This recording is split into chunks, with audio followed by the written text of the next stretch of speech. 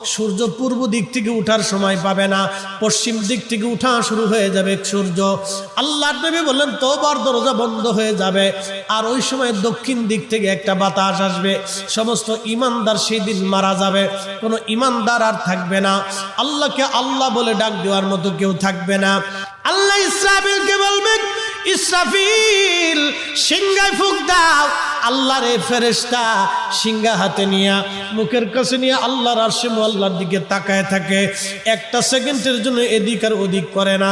কখন রব হুকুম দিবে সিংহায় ফুৎকার দেওয়ার জন্য, যখন সিংহায় ফুৎকার দিবে, কুরআন বলতেছে ইদাস সামাউল ফাতারাত, আকাশ ভেঙ্গে ভেঙ্গে ভেঙ্গে ভেঙ্গে পড়তে থাকবে।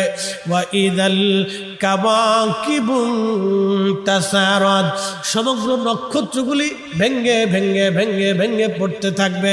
ওয়া ইদাল বিহারু ফুজ্জিরাত, সমুদ্রের তলদেশ উদ্দোলিত হয়ে যাবে, সমগ্র পানিগুলি পৃথিবীর উপরে আছাড় মারবে, আর ধুয়ে পাইলে সব পৃথিবীবাসীকে নিয়ে যাওয়া হবে।